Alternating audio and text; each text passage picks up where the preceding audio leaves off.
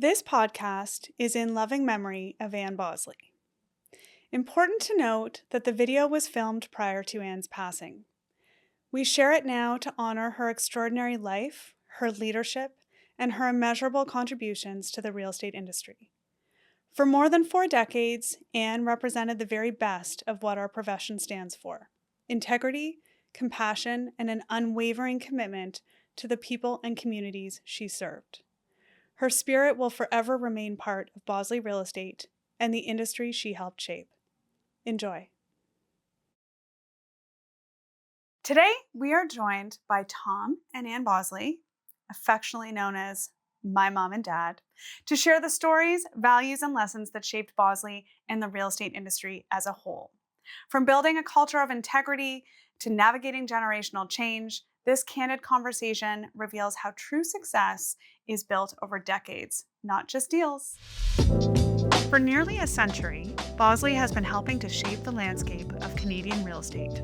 This podcast is an extension of that legacy, our way of staying connected to what matters most to you.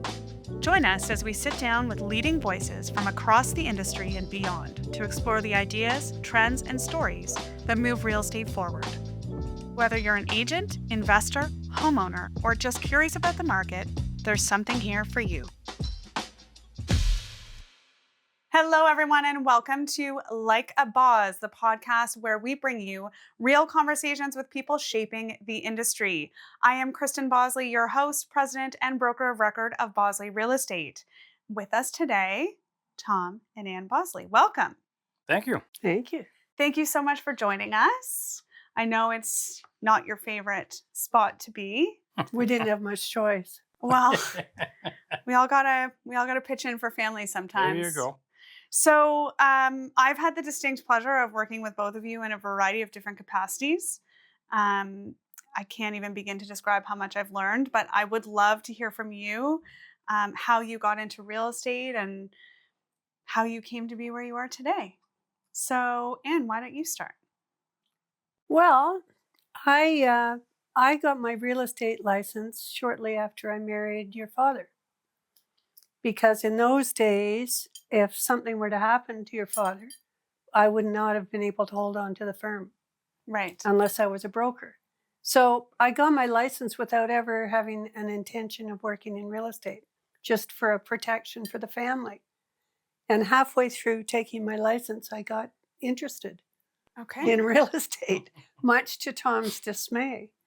And after that, went into sales, much to Tom's dismay. So that's where I started in the business. And I think what Ann's not mentioning is that she was incredibly successful at sales. I loved it. It was great, but my husband wasn't understanding at all. That's not true. So, getting up to leave for offers in the middle of dinner, he didn't get it after 95 years. That's not true.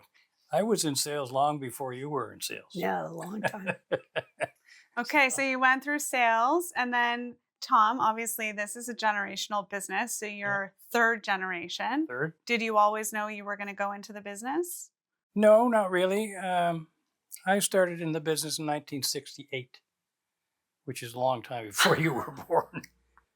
And I started in our appraisal department, and I spent 2.5 years there, which, well, I didn't find it to be the most exciting job. It was probably a very good place to start because it taught me about the value and how to establish the value of real estate. And then I went into our commercial department, and I found that difficult because I was quite young, and all of the people that I was talking to and trying to get to do business had children that were a lot older than I was, so they didn't really listen to me. And then fortunately, we had a general manager who was the head of our residential department who took me under his wing. And when I got into residential, that's when I knew I was where I wanted to go. Okay. And obviously I sold, and then I went into management, and then I went into general management, and then I ended up owning the company. All right. I think it's safe to say that Bosley Real Estate was just like one chapter of your journeys, which is, in my opinion, what makes it so fascinating. Huge family generational belief in organized real estate and contributing to the industry. So, at what point did you know you wanted to do that, and how did you start? Well, if you look at the history of the Toronto Real Estate Board, it's written that my grandmother put up her own money back in the 20s to keep the board alive, because my grandfather was one of the founding members. So he was a founding member of the Toronto board. And then if you look at the history of the firm, my grandfather, my uncle, my father, myself, my wife, we've all been president of the Toronto Real Estate Board. I just want to put that on record. That's everybody but me. Go on. Your day will come. I was president of Ontario. Anne was president of Canadian. I was president of Canadian, as was Uncle Murray. So we've been. I was involved in organized real estate from when I was about 25 to I spent 35 years in it. Yeah. I was a little child when Tom was a president of AREA in Korea. So I would say that was early 90s. So Yep. I don't necessarily have the privilege of remembering that experience as much as I do with Anne. So when Anne was president of Korea, I was 21. And so for me, that meant being her tag along to travel all over the world while she worked, which is kind of ironic now because I'm about to go to Prague for work and Anne's coming as my tag along. Works So perfectly. so that's kind of fun for us. But I recall your experience as one of the first female leaders of Korea being significant. Can you talk a little bit about that? Korea was terrific. And I went from being president of TREB, which was always a very controversial board in those days. I went from there right to Korea. I didn't do provincial. So when I hit Korea, there were only 2 of us women on the board, period. So it was a very quick learning curve of how to behave on a board when you're going to be noticed no matter what you do. When you're the only woman or only 2 women on a board of 17 men, no matter what you do, they're going to notice you. So you better make sure it's the right thing. Right. Anyway, Korea was terrific, terrific people and a tremendous experience. And out of Korea came the Realtors Care Foundation during my tenure. So that was really cool. And some people will remember agency, which is now referred to as representation. But it's gotten worse. It was slightly complicated when I was there. Now it couldn't be more complicated. Yeah. So that's when agency started, was during my tenure at Korea too, on the board. Right. What was cool about Anne's tenure at Korea was that I had been the Canadian president 10 years before. Okay. So I got to travel with Anne all around the country Mhm. and make like I knew nothing about real estate, which was a lot of fun. And just, for a little personal tidbit, I distinctly recall a conversation at dinner one night where Anne said, "Well, I'm gonna go for Korea. I'm gonna jump right over AREA," and Tom said, "There's no way you'll do that." And Anne looked at him and said, "Watch me," and was president It worked. maybe 18 months later. Not 18 months. You had to join the board first, but I mean, it was quite a dramatic departure from the you can't possibly do that without going to AREA. So I was on the board for a couple of years before I was Yes. president, all through the executive committee. yeah, Well, you talk about being young when we were involved in the early days. I have a photograph of you somewhere when you're about this big yeah, in the TREB boardroom. yes. I find myself in the TREB boardroom every so often these days. I bet you do. So, the point about me being TREB president, not right now, but I don't rule it out. I do remember So- Tom giving a speech in the Chateau Frontenac in a humongous ballroom, and you were about, I don't know, maybe you were 3. 3. And so I thought, no, we're not going to sit on the floor. This is too risky. So I took you upstairs to the balcony, big balustrade, thinking, we're safe up here. This is going to be great. And you peered your little face through the balustrade. And as Tom took a breath in his speech, you yelled, "Daddy!" And the whole boardroom turned around, the whole ballroom, everybody there, and looked at this little kid in the balustrade. That was very funny. Yeah. So I have a reputation in organized real For estate. speaking out.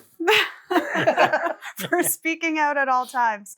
But fair to say, I think that the Bosley legacy, and not just your legacy or mine or that before us, I mean, the Bosley family has been fairly instrumental in founding real estate as we know it today.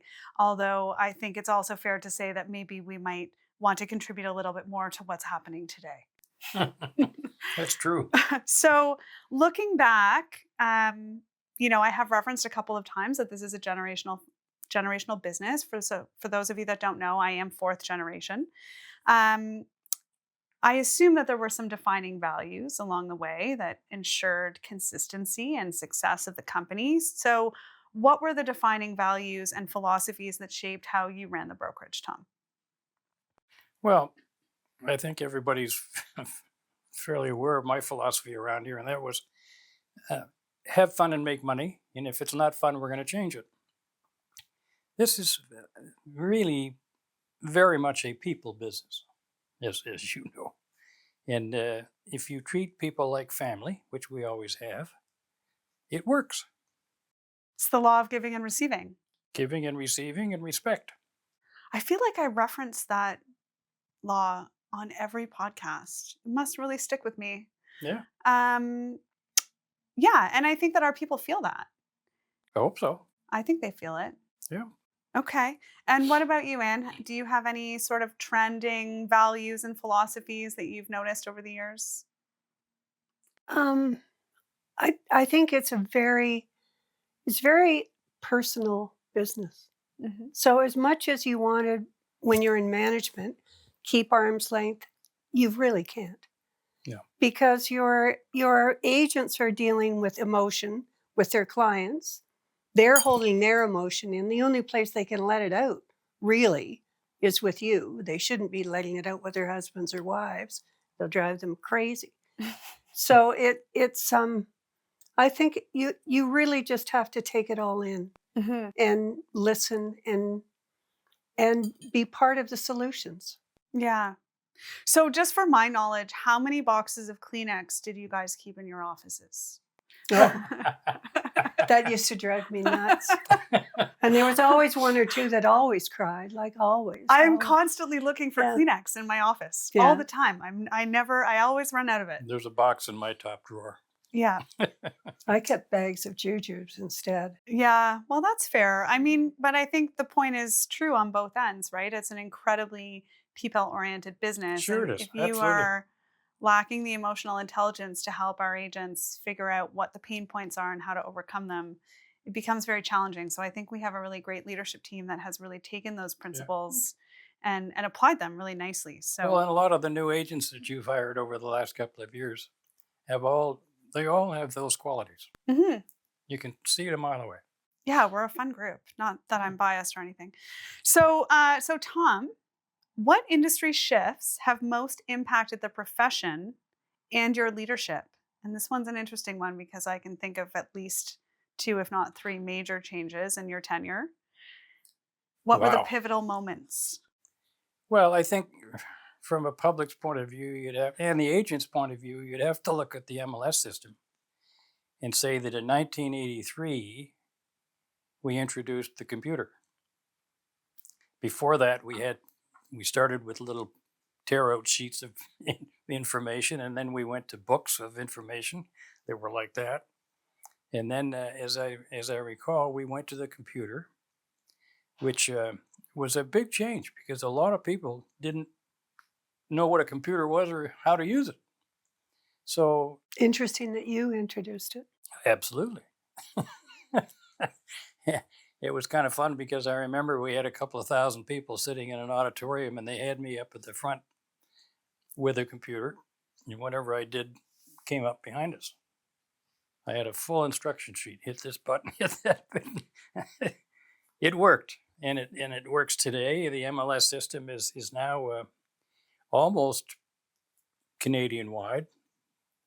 And I was pushing for years as Canadian president that we should have one computer system that shows all of the properties in Canada. Why shouldn't the public be able to push a button and look at houses in Vancouver or Calgary or wherever else? That's what Korea did, realtor.ca, right? Yeah, Which is yeah. so different than what we see in the US markets. So For really sure. grateful for that. Yeah. I also distinctly remember sitting at the dinner table talking about how there was a big perception in the business that the internet was going to put every agent out of business. Exactly. Right? That's very true. I That's also very true. distinctly remember, and we still have one because we do have a shelf in our front foyer with a whole bunch of technology that should be archived. Those really massive cell phones. $7,000 when they came out. Like I had it was one. like I a had one. It was a spaceship. great big box. Exactly. Yeah, and it was on this curly Q wire attached to your car. Yeah. So I think that was in your tenure too. Lots of It was. technological advances. It was. And you're right. People said, well, that's the end of the real estate agent. We don't need them. We've got a computer. And I distinctly remember saying, you've got it all wrong. Mhm. It's not the end of the agent. Instead of providing information, we became interpreters of information, Right. which is far more important. Which is a phrase we still use today, Sure. right? Because consumers can get so much information now that Yeah. it paralyzes them. So it's important to still use that skill set. Absolutely. But it does bring full circle to my next question, which is, Bosley has always been a brand and a company that within our industry has been known for leading the way, for always being ahead of the curve, for innovating on behalf of our agents and our clients. So how did you balance that tradition of our founding fathers, if you will, the tradition that they brought to the company versus the innovation that you were experiencing in technology through MLS, through the local boards? How did you find balance in that? Well, I think it just comes naturally. If you're with your people and working with them, and some new technology or something comes out, what we're recognized for is education. And it was very involved in writing our education program, which we still teach every new, 4 times a year, something like that.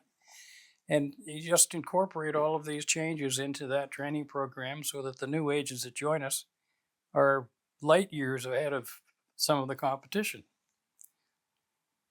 But I think the other answer to that is we hired people that knew what they were doing from a technology perspective. Yeah. It wasn't dependent on us, for God's sake. It certainly wasn't dependent on us. But hiring the right people in the right places was the answer to that. Yes, something that I listened very closely to. Hmm. So one of the things that Anne will probably gloss over, because I've heard her do it many times, is the fact that Anne went into management in the early 90s. Is that accurate? Mm-hmm. And she ran one of the coolest, most profitable branches in the entire city. And so as someone who doesn't like to toot her own horn, I'm going to say that. And so for that reason, I think anybody in real estate knows that culture of a branch and of a brokerage plays a huge part in that. So it can be really difficult to define that word culture, but definitely very easy to feel. What were your biggest lessons in promoting a really positive culture and in managing people that really helped shape how you brought that branch around? That was a turning point in the firm, that branch on Bayview. When I started, we had 19 people. When I moved to general manager, we had over 65 in that branch. And they were all really good agents. And completely wacky. Completely Yeah, nuts. just saying. We still have some of them. Yeah. But the difference was, it's funny because I've been thinking about this when you mentioned Bosley U. Bosley U really changed the makeup of our firm because it attracted younger agents who wanted to learn. And in attracting younger agents, well, suddenly we weren't just the Lawrence Park real estate company. Suddenly the younger agents are selling to their buddies in Leslieville and in Roncy and places that I didn't even know how to get to half the time. South of Bloor. South of Bloor. South of So it Eglinton. was a huge learning experience for me. And they used to tease the daylights out of me going into Cabbagetown for lunch. And they used to train me on different areas of the city. But that, And they that- used to like your smoking room downstairs. didn't yes, we did have a smoking room downstairs, but we won't talk about that. Later turned into a yoga room. Yeah, Yeah. it was a yoga. We had yoga classes. It was a very fun environment. Yeah. A little Looney Tunes, but super fun, and brought our company to the forefront downtown, which it had never been other than in commercial real estate. Mm-hmm. So that was the beginning of bye-bye the housewives that did real estate as a hobby, and the start of full-time career, young, good, fun agents. Mm-hmm. That was the beginning of that. Okay. Yeah. I think culture is really important. I know concretely that when I am actively recruiting people to join our team, it is the number one reason people join us. It's the number one reason people leave. You can phase yourself out of a really productive, entertaining culture very quickly if you are not productive. What can I Yeah. say? You know? So obviously through the years, you've had massive contributions, and at some point you made a decision that it was time to step back, which for those of you that don't know, actually doesn't happen in the real estate industry. What was the most surprising part of stepping back for you? Enjoying it. Oh, you enjoy it. You weren't expecting to.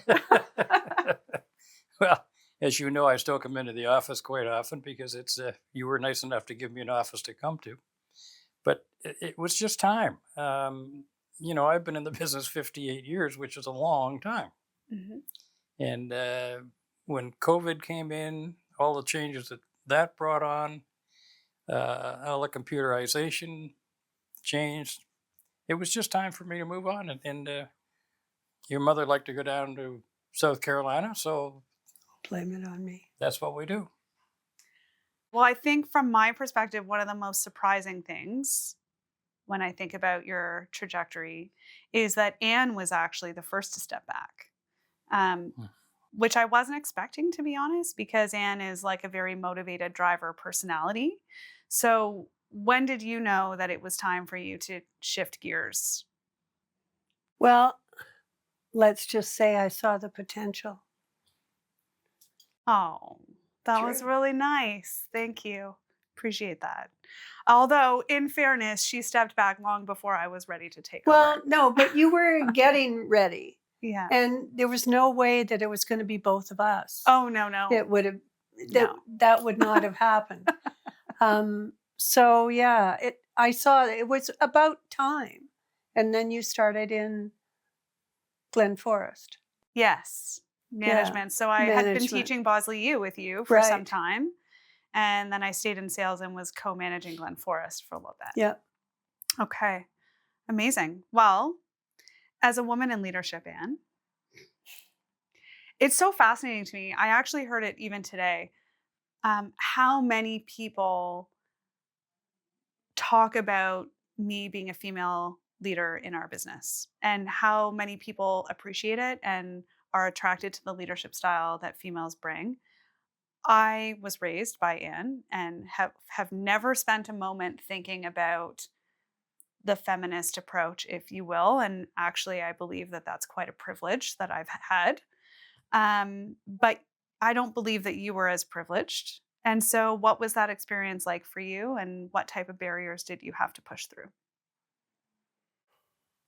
I never purported to be a feminist. Mm-hmm. And actually, some people might have even called me a chauvinist. So the main barriers were, I guess, what I referred to before this, that if there are only two female voices on a board of 17 or 18 people, you better know what you're saying. Mm-hmm. You better have done your homework. Whereas, and I hate to say this, I'm a guy, and the men are going to kill me, but if there's 17 men and one of them says something wrong or one of them hasn't done their homework, it doesn't really matter because someone will just jump in and it won't be as noticeable. Right. So you really had to know what you were doing. You really had to be super prepared. Treb was a great training ground for that, because when I got on the Treb board, I did it because I was angry with Treb Mm-hmm. and with what was going on at Treb. Oh, like mother, Yeah. like daughter. Yeah. And so somebody said, Something never that changed. the old expression, Yeah. if you wanted something done, do it yourself. Mm-hmm. Get on the board and don't complain, do something about it. So that's what happened. And fortunately, people like Dorothy Mason were a little bit ahead of me.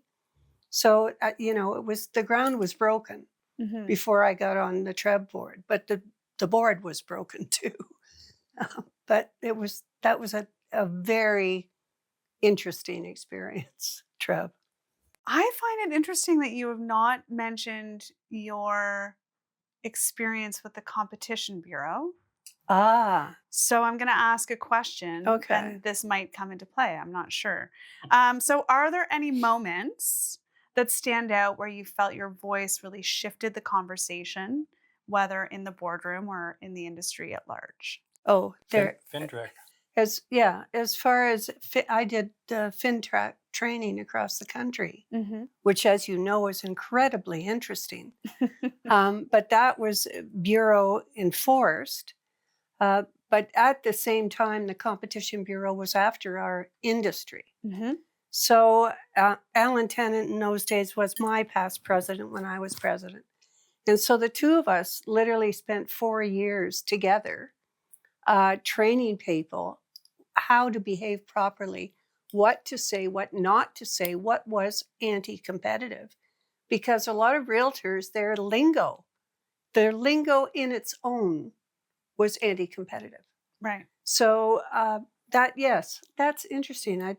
I'd forgotten about all the bureau training, and the light bulbs still Too go off retired. with the bureau. Yeah. Yeah. Yeah, and I think it's fair to say, correct me if I'm wrong, that you did a lot of that training with the boards too. So for anybody who participates at the board level, the very first thing they start with is a reminder of anti-competitive discussions and points and all that kind of stuff. So it's really nice for me to sit in those environments and think about how my parents have contributed to that dialogue. So Tom, Yes. oh, sorry. Go ahead. I was just going to say, to go back to one of the big changes in the industry, it's the formation of the Real Estate Council of Ontario. Oh yeah, is now the time to talk about that? If you want. Yes, it's Real Estate Council of Ontario, also short form for RECO. correct. Which is the governing body of the real estate industry, brought into effect by the government. I want to say 1988, I think, because I was chair in 2000. And the government is heavily involved in the Real Estate Council again, due to circumstances which I'm sure some of your people have read about or know about. And the government is going to have to come in and clean it up, because when we formed the Real Estate Council of Ontario, we had 12 directors. We had a president, we had a registrar, both with massive real estate experience. All of the people on the board were individuals that owned their own companies and understood the ins and outs of the real estate business. Last year, the government came along and said, well, we don't need to have all those realtors on the board. There's still a board of 12, and there's only 3 real estate people on it. And a number of the people that are there don't really understand the business. And a previous registrar who had been there for Exactly. a very long time that had never traded in real estate. He was in the funeral business. It really has presented many challenges and regulations and consumer transparency. The flip side to that is they are trying to increase consumer transparency. They just released the Trusted in Real Estate Services Act. Yeah. there are things that we are moving forward in a very positive way on, but Well, one of the the big regulation needs a lot of oversight. one of the big events of RICO, and one of the best things we did was the insurance policies, which protect the public's money, the Deposits. deposits. Yeah, Well, and thank God we had that last week, hey? exactly. Yeah. So, But before you get off that, don't worry, I'm not going to go on. anti-competitive But commentary. yes, when Tom was initially on the RICO board, they brought through REBA, the Real Estate and Business Brokers Act. Yes. It made sense. Yeah. Because it was developed by realtors who knew what they were talking about. It was simple to understand and it made sense. Tressa is Now complicated. we have a system that is so complicated that actually a lot of the older agents are leaving because they can't cope with something as complicated as this. Again, developed by, as Tom said, non-realtors. So that's what you get. But let's take the opportunity to remember that if you are a consumer looking to buy or sell real estate, you should hire a professional because it is incredibly complicated. Absolutely. It's Okay. very complicated. So, Tom, Yes. what's one thing you wish that more consumers understood about real estate? Or is there like a misconception, misperception that is often encountered that you'd love to correct? One of the things that I have always tried to get done and can't seem to do it is the numbers that are provided by the press I can't tell you how many times I've heard this. Okay. every time are not accurate numbers to any of the public at all. Because the Toronto Real Estate Board, when they come out with these numbers, the public don't realize that when they're talking about average prices and median prices, the Toronto Board reports from Oakville to Barrie to Oshawa, which has nothing to do with the Leaside market or the Lawrence Park market or the Rosedale market or the Oakville market. So the numbers, I mean, even today's, I think it was the Star I was looking at this morning, there's an article there that the sales are down from what they were a year ago, or the dollar value is down, I think it said 2%, but the units were up 2.5% from a year ago. Mhm. Now, hello, Yeah. there's the market we're in today is not nearly as dormant as everybody likes to say it is, and the numbers that are coming out of the real estate board are not accurate. And so just to further that point, they actually include Collingwood numbers now. Yeah, Collingwood, Guelph. Like I'm talking about the whole. so those region. totally affect the numbers. Yes. However, I was never able to achieve it, so It's okay. We'll continue hearing about it for years to come. Okay, Anne, how has the role of real estate agent evolved in your tenure in the business? Oh, it's gone from a part-time job to a full-time profession. Yeah. That's exactly how it's evolved. And it's things that kids coming out of university, they want to be a realtor. That never used to happen before. But I think our business is still gravely misunderstood. Mm-hmm. If you do your job well, really well, it seems like you haven't done much at all. Because a realtor's job, as we teach in Bosley U, is like an iceberg. So 1/5 of it is what the public sees. The showing the houses and the working on the offer, etc. 4/5 of it is all underwater. Everything you do, getting it ready, calling your clients, calling your staging people, your lawyers, everybody. It's all establishing the behind value. the scenes. But if your systems work well, your customer, your client, thinks it was a piece of cake. Mm-hmm. And boy, I'm going to be a real estate agent because, boy, that was easy. I could just go out and buy my own house. And it's not like that at all.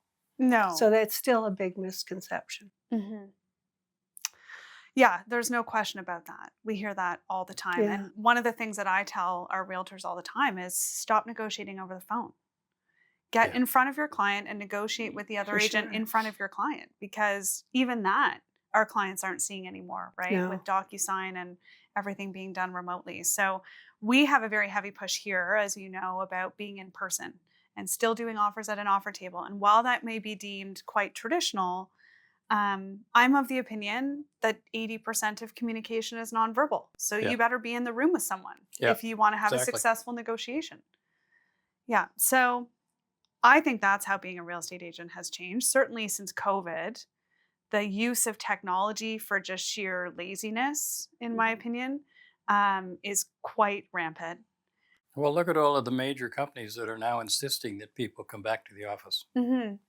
It just makes a huge difference. And Huge. we've always been lucky that our people do come into the office. Well, we were the first company after COVID to open the doors, right? Yeah. We were like, we opened and closed them every time we needed to. But we were the first company, and many of our competitors commented for years about how fortunate we were to have people in the Yeah. office. So very, very lucky in that regard. I would say also just in terms of changes in real estate, because I stopped selling in 2020, so about 5 years ago. And even in that fairly short period of time, the requirements put on realtors from when I sold full time to now is so substantially different. You have the advent of Tressa, you have all the new technology through Treb, you have all the new e-sign, you have all the new FinTrack requirements. 22 hours of continuing education. 22 hours of continuing education, but then you also have a market, and I haven't sold for 5 years, but we have not had any sort of stable market in the last 5 years whatsoever. So you add on, I need to be a therapist, I need to manage expectations, I need to get people off the ledge and get them moving in the right direction, I need to help them, interpret all the data, right? The job is all encompassing now. And you ask why we were retired. Yeah. Well, and the That's true. paperwork today is absurd. Yes, it is true. What you have to put together to make a deal is, I mean, people don't even read it. There's just too much to read. Yeah. So not long ago, I did a private off-market deal for my parents because I am still licensed. And I figured that I should do the deal to remind myself of what our agents go through. And this was, 2 years ago, maybe? Mm-hmm. It was awful. It was frightening how much paperwork needed to be done. And not only that, negotiating with the agent on the other side. I think we go back to Tom and Ann's comments about Bosley U and how we're so fortunate that our agents are as well trained as they are and have the support that they have, because it's highly unusual in our industry to find that. And so when you're an experienced professional trying to negotiate with an agent on the other side who hasn't necessarily had the benefit of that training, it's so challenging. What an eye-opening experience. And boy, did I developed even so much empathy for our agents. Yeah, but even your weekly sales meetings are very educational as well. And very few companies hold sales meetings. Yeah, it's true. And loads of fun. Yeah. We have some fun. We're not corporate, that's for sure. Yeah. So Anne, what industry changes have surprised you the most, and what do you see coming next? Because even though you're retired, let's not pretend that we don't sit around at cocktail hour talking about what the state of the industry is looking like these days. I hope that I see a return to the office of the realtors. Yeah. I really do hope that. The new agents would come in and they'd say, well, what do I have to do to be one of those guys? And I would say, look around you. What's the commonality between them all, the top 10? And almost in every instance, they worked in the office during the day. And that exchange of information with each other made them a lot of money. Oh, absolutely. And I think our agents get that. Mm-hmm. And we try to make our environment fun and interesting, not just a bunch of cubicles where people are hiding away.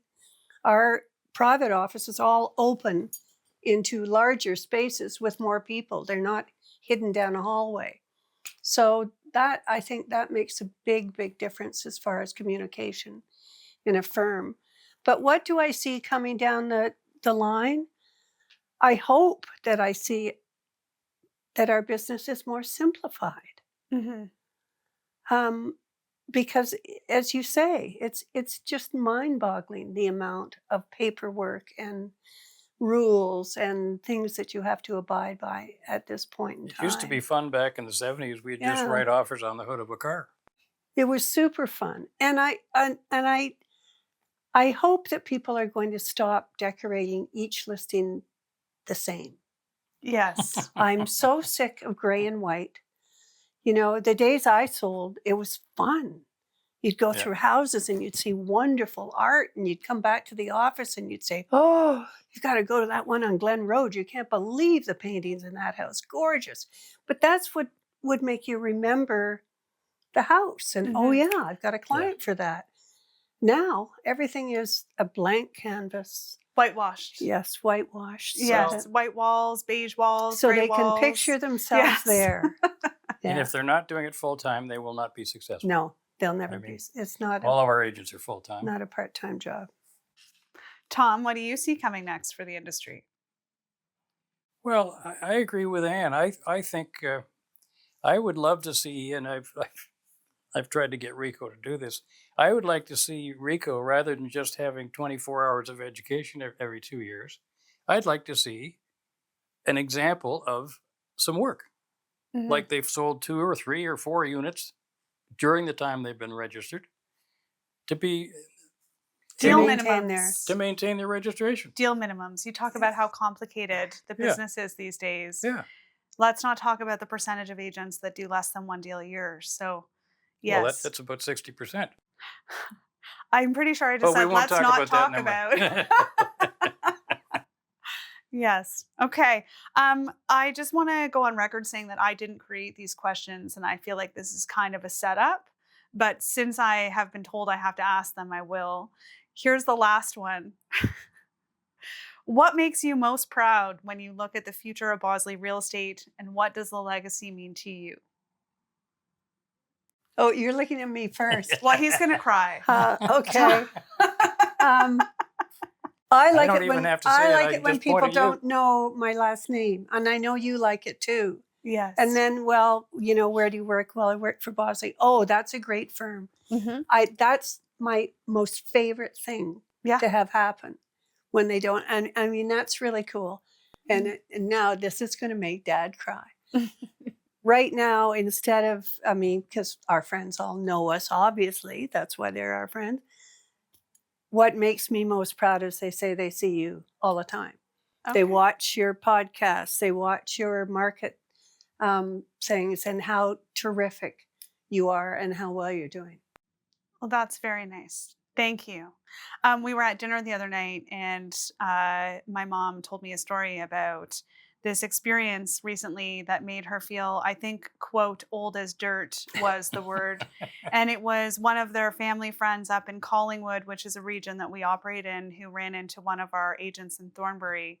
And he said something to the effect of, "Oh, you work for Kristen instead of Tom and Ann." It was an eye-opening moment for you, I Well, think. that's the way it should be. The eye-opening moment was in the bar at the top of the Park Hyatt. Oh, Yeah. Complete and utter strangers at the next table looked at us and said, "Are you Kristen Bosley's parents?" I thought, oh, that's what it's come to now. stepping back, the perils of stepping back. I bet. Well, I've had to get accustomed to this new thing called showing my face on things like the podcast and online, when I was raised by two people who didn't believe in showing their face or sharing their last name or telling anybody who they were ever. So I find that I really straddle that in my personal and professional careers, because I'm on video all the time. And then, I go and meet a random group of people at a concert this weekend, and it took probably 3 hours for them to get out that I worked at Bosley Real Estate, and I was Kristen Bosley. So I really straddle that. You don't look old enough to run the company. Oh my God, the best compliment. Okay, well, listen, thank you so much for joining us today. I did tell you that Tom was going to cry, so I hope we captured that. And I'm the emotional one in the family. The agents take bets of how long it's going to take for Tom to cry. It's called being proud. Thank you. Okay, so we have a couple of closing questions, if you don't mind. These are my particular favorite questions. And I would like to think that I know the answers to these, but I actually don't. So we'll do rapid fire. Anne, what's one lesson you've learned that you wish you knew earlier in your career? Oh, and you've heard Dad say this. You have 2 ears and 1 mouth. Is that where I got that from? On Yep. that 15 questions? Like Kelly's Yep. like, what was the lesson you learned? I was like, Yeah. yeah. Another way Okay. of putting it is I never learned anything with my mouth open. Yes. I can't tell you how many times Tom has said that to me. What book is on your current reading list? Oh, I'm a big Taylor Jenkins Reid fan. Okay. So I just finished her book, Atmosphere, about, interestingly enough, the first 2 women astronauts. Sounds boring. It's not. It's a fabulous book. Okay. So that's a really good book. All right. So, Atmosphere. 2 more questions. If you were to do a TED Talk, what would the topic be? Probably pros and cons of family business. Heavy. Okay, love that. Lots of Material in there. material. Yeah. Yep. Okay. What's the number one thing that brings you joy? Well, it was golf. That's a misconception. When you retire, you think you're going to play better? No. Okay. No. So, yeah, it would bring me joy. My grandsons, I have 4 of them. That's the number one. Hey, that's a good question. Yeah. Good answer. Okay. 4 of them. And she'll never forgive me No for not girls. having a girl. No girls. Family business. Bad. There you go. Okay. Tom, rapid fire questions. What's one lesson you've learned that you wish you knew earlier in your career? I don't know, because I learned everything starting when I was 20. So I don't really have an answer for that question. Okay. We can come back to it. We're What's gonna this, Family Letting Feud? you off the hook. we're gonna come back to this next one too. Look, what book is on your current reading list? I think the books, I in 35 years of organized real estate, I used to do so much reading that I didn't read books at all. Mhm. But 2 of the best books that I have written or have read are by Jack Welch, who used to be the chairman of General Electric. And they are both excellent. One is called Winning, and I forget what the other one's called. But Okay. from a business perspective, they were terrific. I thought for sure you were gonna say Backgammon 101. Yeah. I don't need to read that. I just play it. Tom is a massive backgammon player. If you did a TED Talk, what would it be?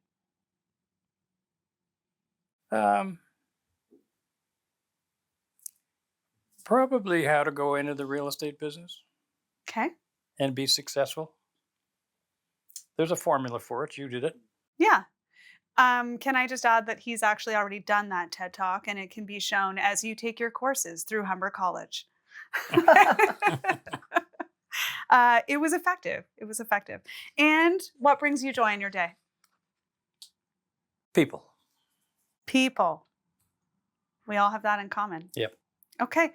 Well, thank you so much for joining us today. That was a wonderful conversation. Thank you for having us. I hope we gave people a few insights into the Yeah. unique dynamic of our family. And Well, and if anybody wants to know what the real estate business is like, phone me, or phone Ann. don't phone Tom and Ann. They won't call you back. What they'll do is forward it to me. So That's true. thank you so much for coming. I do know that you really resisted, so I appreciate you being here. But in addition, it's clear to say that both of you have been instrumental in shaping Bosley's history. And for that, I am truly grateful. And I am equally as grateful for how you brought me up in an environment and set me up for success to be here. So thank you. Until next time, I'm Kristen Bosley. It's been like a Boz. Take care. Thanks so much for tuning in. If you enjoyed today's episode, be sure to subscribe, leave a review, and share it with someone who might find it valuable. We've got more conversations coming your way with incredible guests across design, finance, wellness, tech, and more, all through the lens of real estate. A special thank you to our set design sponsors, Stage Right.